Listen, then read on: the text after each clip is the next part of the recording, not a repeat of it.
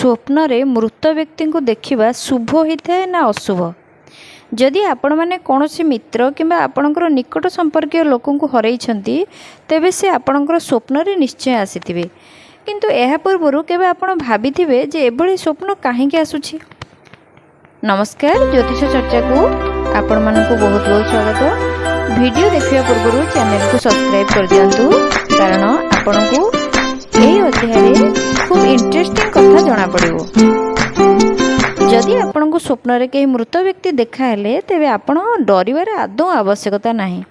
आम हिंदू शास्त्र रे स्वप्नर बहुत अर्थ थिबा कुहा जायछि। स्वप्न विषय रे एक संपूर्ण शास्त्र रही जहाकू स्वप्न शास्त्र कुहा जाए। जहाँ पढ़िले आमे प्रतिटी स्वप्नर उत्तर पाई परिबा। आजिर वीडियो रे आमे आलोचना करिबा मृत परिजन संबंधी स्वप्न विषय रे। तेबे वीडियो को स्किप न करी शेष पर्यंत शुणु। वीडियो भल लगिले लाइक और शेयर टी अवश्य करंतु। एथिरे चलंतु जानिबा स्वप्न शास्त्र अनुसार प्रतिटी स्वप्नर अर्थ कौन। स्वप्न शास्त्र अनुसार प्रतिटी स्वप्नर अर्थ भिन्न भिन्न होता है। से पुणी आमको भविष्य होता घटना रे आम पई शुभंकर हेबो ना आम पई किछि भयंकर समस्या नहीं आसीबो से कथा आमको जणाई दिए। एही स्वप्न मध्य किछि स्वप्न मृत व्यक्ति संबंधी मध्य होता है जहाँ आमको एमिति संकेत देता है जहाँ जानिबा बहुत आवश्यक। स्वप्न शास्त्र अनुसार जदि कौन व्यक्ति कौन रोग पड़ी मृत्युवरण कला और से आपण को स्वप्न को बिल्कुल सुस्थ देखगला तेबे से मृत व्यक्ति आपण को यही संदेश देउछि जे तार जन्म कौन भल जगार होइछि। ता विषय किछि चिंता न करी आपण आगो को चलंतु, निजको कष्ट दियंतु नाही। एमिति स्वप्न को स्वप्न शास्त्र रे आश्वासना स्वप्न बोली कहा जाए। एमिति स्वप्न जदि आपण मानक आसुछि तेबे आपण को खुशी हेबा उचित कारण आपणकर प्रिय लोक कौन स्थान रे जन्म होई जाइछि। से जेते खराब रोग रे पड़ी कष्ट पाई मृत्युवरण कले मध्य तांको पई आपण चिंता करिबा आदौ आवश्यकता नाही।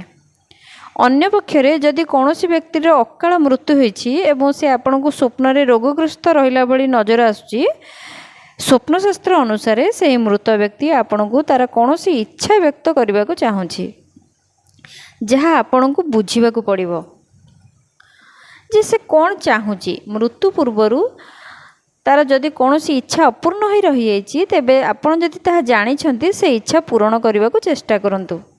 एहा द्वारा मृत व्यक्तिर आत्मा शांति पाए।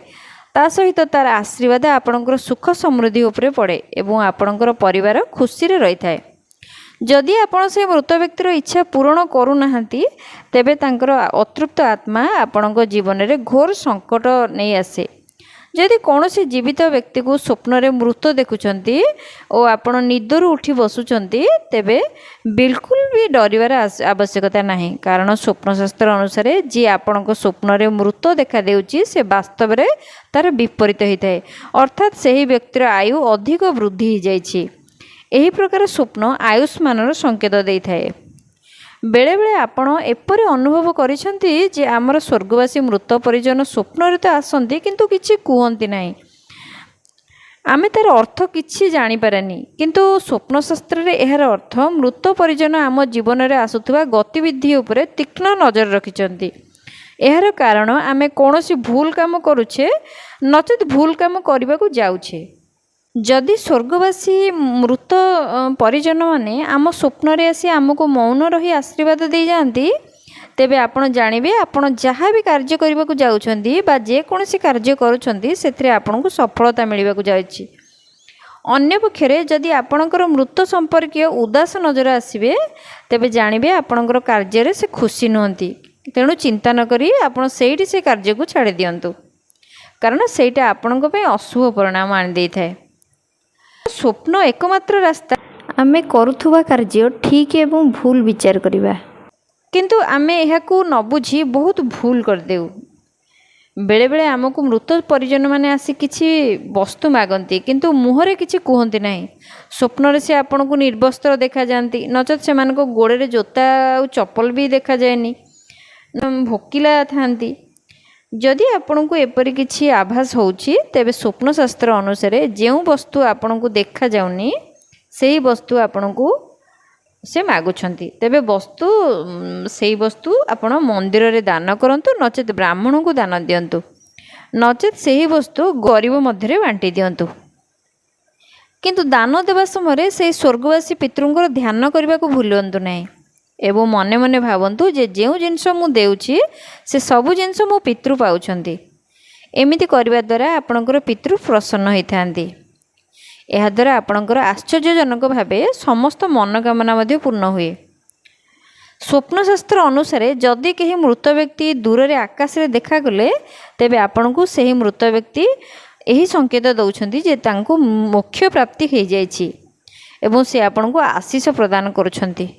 जदि कौनसी मृत व्यक्ति आपन को घरे किंबा घरर चारिपाखे देखा देउछि तेबे स्वप्नशास्त्र अनुसार से मृत व्यक्ति आज मध्य निज परिवार मोह छाड़ी पारि नाहांती एवं से आज मध्य आपन को तांको छत्र छाया तले रखिबाकू चाहुचंती। जदि आपन को एभली आभास होउछि तेबे प्रतिदिन गाई की 2टा रुटी खाइबाकू दियंतु एवं अमावास्या दिन निज पितृंक नाम रे भोग लगांतु एवं जदि संभव होउछि तेबे अमावास्या दिन किछि ब्राह्मण मानकू भोजन करांतु जहाद्वारा कि पितृंक आत्मा शांति पाइब। हिंदू धर्म रे भगवान विष्णु होउछंती आमर आराध्य देवता किंतु आमर घरर आमर वंशर देवता होउछंती आम पितृ माने जे कि आम उपरे सबुबले आशीर्वाद ढालती। आम वंश जेपरि आगू बढ़िबो सेथिपई आमको ठीक रास्तार नियंती। जदि कौनसी व्यक्ति को स्वप्न रे शव यात्रा देखा दिए तेबे यह स्वप्नशास्त्र मतरे किछि अशुभ स्वप्न नुहे, यह बहुत भल स्वप्न जहाँकि आपणकर सबु मनोरथ अति शीघ्र पूरण होबार स्वप्न। जदि कौनसी मृत व्यक्ति स्वप्न रे क्रोधित देखा देउछि तेबे तार अर्थ जे से आपणक ठारू किछि चाहुचंती। मरिबा पूर्वरु तांको मन रे एपरि किछि इच्छा रही अछि जे ताहा पूरण होई पारुनी आउ सेटा आपणक माध्यम रे पूरण करबा को चाहुचंती।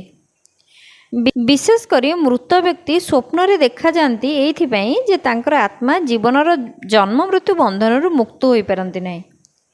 जदि कौनसी लोकर स्वप्न रे मृत व्यक्ति बहुत खुशी जना पड़ुछंती यार अर्थ आपणकर आगामी दिन गुड़ी को खुशी रे कटिबो। जदि मृत व्यक्ति कांदिबार लक्ष्य करिवे तेबे एहा मध्य शुभ संकेत देइथाय। मोटामोटी कहिबाकू गले स्वप्न रे कौनसी मृत आत्मीय स्वजन को देखिबा किछि अशुभ संकेत नुहे। यार अर्थ मृत व्यक्ति आपन को मने पकाउछि नचेत आपन को मन रे से व्यक्ति प्रति गभीर चिंता रहिछि। जदि आपन को एई भलिया कौनसी स्वप्न देखा देउछि तेबे एहा देखि भय न करी तार अर्थ खोजिबा को चेष्टा करंतु। आशा करुछि ए अध्यायटी आपन को भल लागिथिबो। आउ एक नुआ अध्याय रे देखाबा। सेतेबेले जाय विदाय दियंतु। नमस्कार।